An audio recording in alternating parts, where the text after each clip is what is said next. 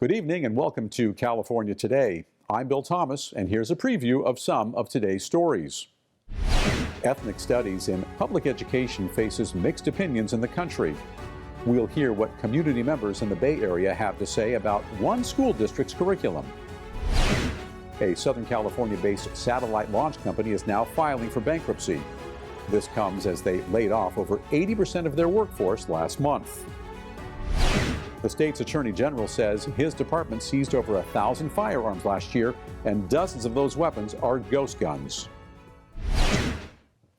All eyes may be on California tomorrow as U.S. House Speaker Kevin McCarthy will host a meeting with Taiwan's President Tsai Ing-wen. The Wednesday bipartisan meeting will be held at Southern California's Ronald Reagan Library in Simi Valley. This meeting will be the first between a Taiwanese leader and a U.S. House Speaker on U.S. soil. Tsai is also on her first U.S. stopover since 2019. The meeting comes as China, which claims Taiwan as its own territory, has repeatedly warned U.S. officials to not meet Tsai.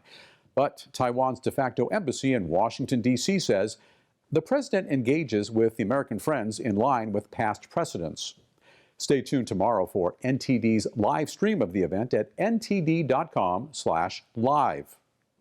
Now, like many U.S. school communities, one Bay Area school district is struggling to move its ethnic studies program forward. Not everyone on the school board or community agrees with the program, though. NTD's David Lamb hears from those for and against it. The implementation of ethnic studies in school classrooms draws debate, as the case in a Monday meeting for the Mountain View Los Altos School District in Northern California. I received from various people in this district that this curriculum would be focused on legislative intent. I am upset to see that instead it focuses on radical and violent ideology rather than highlighting the many contributions and social advancements made by minority communities in California and throughout U.S. Oppression is a part of our history. We can't erase it. We can't pretend it doesn't exist. We can focus on the contributions of all the people that make our country great. School board members, educators, parents, and students shared their thoughts on the program. Why was it structured this way? What is the benefit of structuring it this way? And could we structure it another way? That is not necessarily in a kind of puts someone in a negative light, like the board or principal. The intention of this unit is to not demonize power, because we want our students to feel power. We want them to feel that they have power. So it's not a matter of like power is bad. And then secondly, that this unit really is mostly historical focused. Well, I'm very interested to make sure that what our children are learning is accurate and balanced and reflects the full diversity of the community that we have. Now, I'm not saying this course is supposed to be teaching, oh, geez, I'm black, I'm a victim. But it's very important that we cover these issues, these topics, and learn about them. According to the district, ethnic studies is the interdisciplinary study of race and ethnicity, with an emphasis on the experiences and contributions of people of color in the United States. And with the approval of Assembly Bill 101 in 2021, one semester of ethnic studies becomes a requirement for high school graduation for the class of 2030. Some appreciate the opportunities to learn and discuss different histories and ethnic identities. As it stands now, the ethnic studies curriculum, we think it's great, it's very empowering, it's very impactful, and it's teaching a lot of empathy amongst the students and creating a much more respectful culture. I thought that this course allowed me to see myself, and it wasn't something that was available for myself or for my siblings, which is what I spoke about. And the amount of different things that I went through in school, this would be hugely impactful in helping to combat that. And I'm really excited for the students who are going to continue to take the course. Others say the curriculum leans toward a negative lens of different groups of people. For them to understand the world is not that simplistic. It doesn't have just two classes. The ones has the power and the ones who are victim. And they use this exactly a political jargon in China, had a cultural revolution to have kids, young generation kids, overthrown the authorities. Currently, there are only 5 teachers teaching ethnic studies at this school district, and 1 teacher expects that number to triple in the near future. More meetings are tentatively scheduled for April. Reporting in Mountain View, California, David Lamb, NTD News. Speaking of school programs, 2 parental rights advocacy groups in Orange County, they're taking legal action to ask for more educational freedom. They say school districts need to provide parental notice and an opt-out option for certain subjects taught in classrooms. Parental rights advocates in Orange County claim school policies are moving away from core subjects. They say the county is trampling on parents' constitutional rights in the upbringing of their children. Advocates argue that they should be able to opt their children out of emotional intelligence curriculums. Now, the California Alliance for Education and the California Policy Center have taken legal action against the Newport Mesa Unified School District. The lawsuit targets a program known as RULER, short for Recognizing, Understanding, Labeling, Expressing, and Regulating. RULER was developed by Yale University professor Mark Brackett. His RULER curriculum encourages educators to have children question stereotypes they may have learned from family or religion. An attorney at Dillon Law Group issued a letter on behalf of the 2 groups suing. The letter demands the district to, quote, require parental notice, the right to inspect curriculum, and an opt-out option. But a public relations officer for the district said the quotes that they used were from a middle school curriculum and that the letter contains several factual allegations that are incorrect. Still, the groups allege the district exploited school students to elicit information about their beliefs and feelings. They say the curriculum disregards family beliefs and values. The district now has 30 days to respond to the demands letter to avoid a potential court battle. A satellite launch company is filing for bankruptcy after laying off a majority of its employees last month. The new filing comes after they faced a failed mission and difficulties in securing more funding. Virgin Orbit filed for Chapter 11 bankruptcy on Tuesday after it failed to secure the long-term funding needed to help it recover from a January rocket failure. The Long Beach-based company lodged the filing in the U.S. bankruptcy court for the District of Delaware. It's seeking to sell off its assets after announcing a layoff of roughly 85% of its 750 employees last week. In a statement, the company's CEO said, "At this stage, we believe that the Chapter 11 process represents the best path forward to identify and finalize an efficient and value-maximizing sale." The company listed assets of about $240 million and its total debt at about $153.5 million as of September 30th in the filing. Virgin Orbit went public in 2021 through a blank check deal, raising $255 million less than expected. The company's 6th mission in January, the first rocket launch out of Britain, failed to reach orbit and sent its payload of US and UK intelligence satellites plunging into the ocean. Virgin Orbit, roughly 75% owned by Virgin Group, scrambled to find new funding after the January rocket failure. But it stopped operations and laid off nearly all of its employees on March 15th to conserve cash. Virgin Orbit had a market value of $65 million based on Monday's closing price, down from more than $3 billion 2 years ago. California officials announced they seized over 1,000 firearms last year, and 54 of them are ghost guns. After 2 years of necessary COVID restrictions. According to California Attorney General Rob Bonta on Monday, law enforcement took away 54 so-called ghost guns last year from people who can't legally own firearms. That's a 38% jump in the number of the hard-to-trace weapons seized since 2021 under a program called Armed and Prohibited Person System, also known as APS. We recovered 1,437 firearms, including 712 handguns, 360 rifles, 194 shotguns, 80 assault weapons, 54 ghost guns, 43 receivers or frames, 3 short-barreled shotguns, 1 machine gun. The ghost guns, which are privately made firearms without a serial number, are taken away through apps.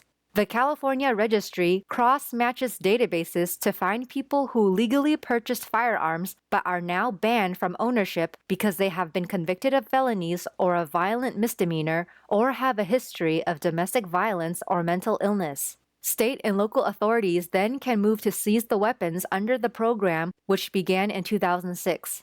Bonta has ordered the state's Department of Justice to focus more on ghost gun investigations in general after years of increased illegal activity. According to Bonta's office, the app's registry has nearly 24,000 people as of January 1st.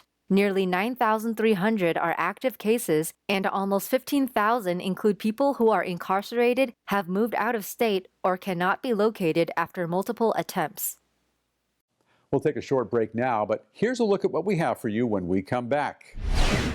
A new California bill would require the state to prioritize in-state oil production over foreign imports. The bill recently passed its first Senate committee hearing. And Disney is accusing Florida's governor of retaliation. The company called a new state bill anti-business. That and more on the way here on California Today.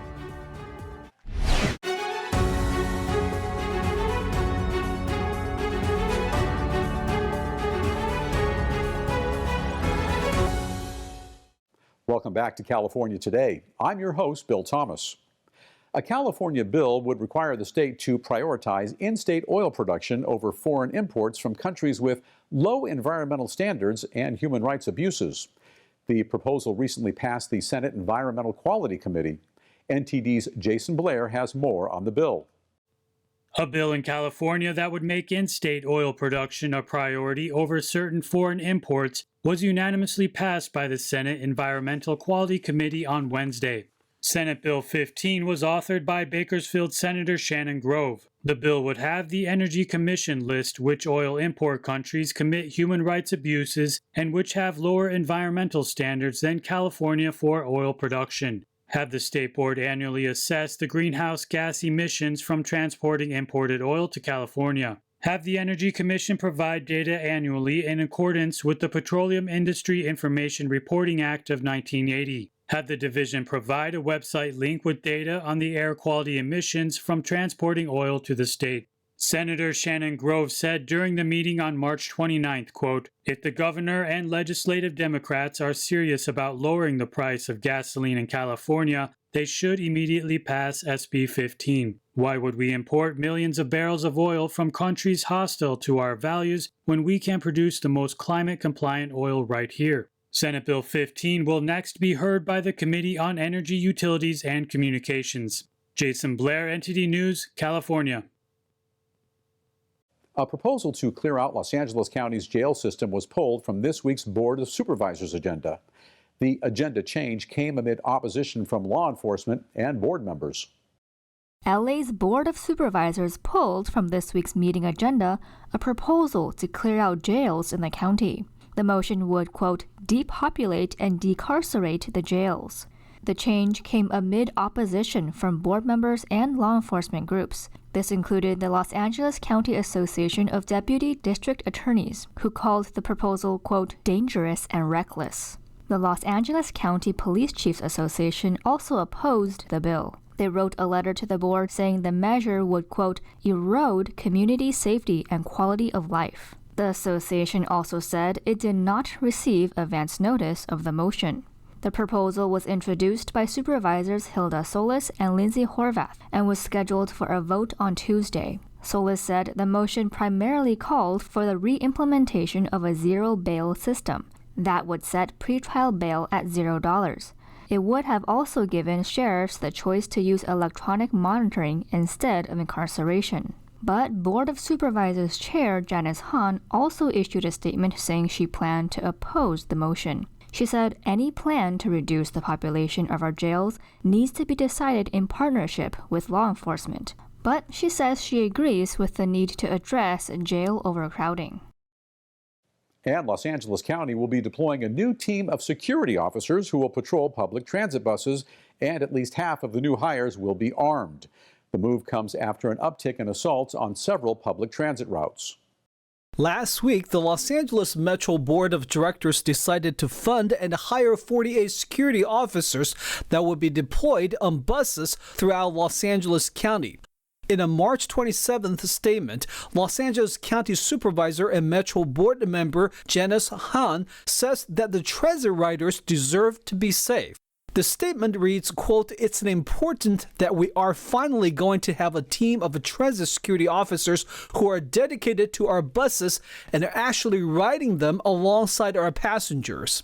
Dave Sotero, Metro spokesperson, told the Epoch Times that half of the new security officers will be armed. The team will consist of 3 supervisors and 1 transit security captain. The move comes after LA Metro launched an ambassador program consisting of 300 unarmed workers last month.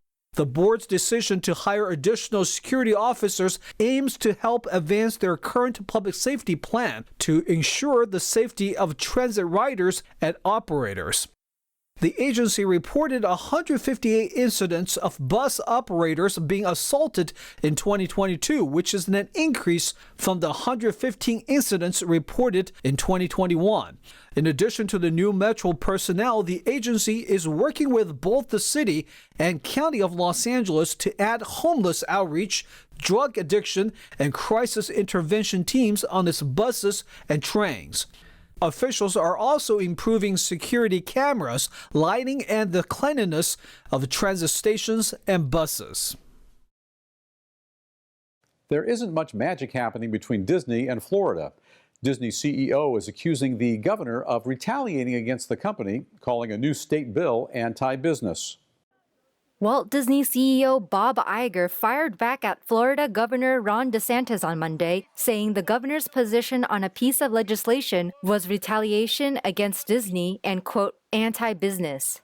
After initially trying to stay neutral, Disney opposed Florida's Parental Rights and Education Act that restricts classroom discussion of sexual orientation and gender identity. Soon after, DeSantis and the Florida legislature moved to eliminate the virtual autonomy Disney enjoyed with how it operated Walt Disney World in Orlando. And so we will continue to recognize that in the state of Florida, parents have a fundamental role in the education, healthcare, and well-being of their children. We will not move from that. I don't care what corporate media outlets say. I don't care what Hollywood says. I don't care what big corporations say. Here I stand. I'm not backing down. Iger, answering a question at the company's annual shareholder meeting, said Disney may not have handled its position on the bill well, but added that corporations have a right to express opinions. He said it appeared DeSantis, quote, decided to retaliate against us. He also noted that Disney employs 75,000 people in the state and will welcome 50 million visitors to Disney World this year. Iger said these efforts simply to retaliate for a position the company took sounds not just anti-business, but it sounds anti-Florida.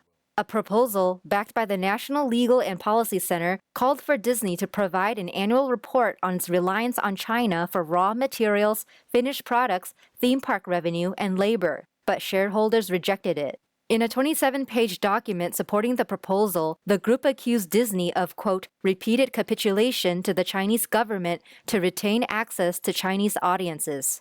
Disney had urged shareholders to vote against the proposal, saying the company already complies with extensive reporting requirements to keep investors informed, and that the board provides regular oversight of its business. Now to NTD's Carlos Reyes for an update on sports.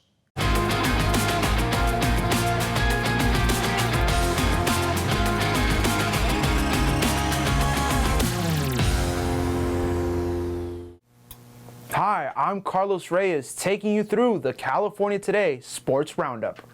Hinge hitter David Dahl and Ha-Seong Kim hit back-to-back home runs to open the bottom of the ninth inning on Monday night, giving the San Diego Padres a 5-4 victory, barely outscaling the visiting Arizona Diamondbacks. Evan Longoria hit a one-out homer off Padres reliever Steven Wilson in the top of the ninth to give the Diamondbacks a 4-3 lead before Scott McHugh allowed the tying and game-winning blasts. Leading off the bottom of the inning, Dahl tied the game with a drive into the seats in left center. Kim then homered to the left on a 3-1 pitch from McHugh, who earned a save Sunday against the Dodgers in Los Angeles. Tim Hill, who needed a double play to get out of the top of the ninth, got the victory as the Padres won their third straight game. Padres 5, Diamondbacks 4. Shohei Ohtani and Taylor Ward hit 2-run homers as Los Angeles defeated host Seattle. The Angels won their 3rd straight while handing the Mariners their 4th loss in a row. Ryan Tepera, Matt Moore, Jimmy Herget, Jose Quijada, and Carlos Estevez combined for 4 innings of scoreless relief, allowing just 1 hit and 1 walk. After Mike Trout led off the 5th with a walk, Ohtani broke a 2-2 tie with a 2-run blast off George Kirby. The Mariners pulled within a run in the bottom of the inning when Eugenio Suarez lined a run-scoring single. The score remained 4-3 until the 8th when Luis Rengifo drew a 1-out walk off Seattle reliever Matt Festa, and an out later, Ward went deep. Angels 7, Mariners 3. Jason Hayward hit a 2-run home run during a 7-run 5th inning. Chris Taylor and Will Smith each added a 2-run homer, and Los Angeles rolled to a victory over visiting Colorado. Rookie James Outman had 2 triples, including one to drive in 2 runs during the 5th inning outburst, as the Dodgers had 7 consecutive hitters reach base with 2 outs. Freddie Freeman finished with 3 hits. Yency Almonte picked up the victory despite allowing a run in his lone inning. Harold Castro had a 2-run single for the Rockies. Colorado starter Ryan Feltner was charged with 5 runs on 4 hits in nearly 5 innings. Dodgers 13, Rockies 4. David Villar had a grand slam among 2 home runs, and visiting San Francisco hit 4 of its 7 homers during a 5-batter span in the 5th inning to run away with the victory over host Chicago. Michael Conforto, Thairo Estrada, and Mike Yastrzemski joined Villar in the home run parade in the 5th against the White Sox starter.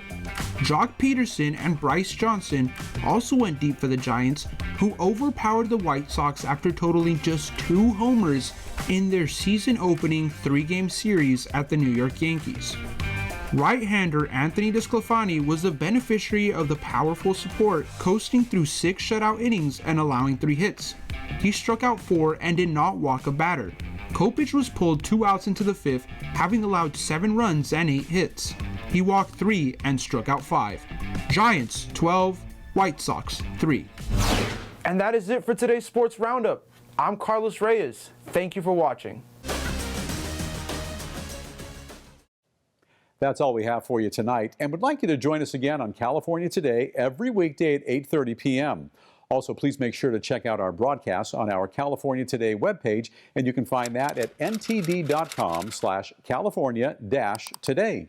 You can also find all of our top latest clips there, ready to share with friends and family. And if you could, please send us a message on Twitter, Facebook, or Instagram, or through our email, and that's california.today@ntd.com. For all of us here in the newsroom, I'm Bill Thomas, and have a great night.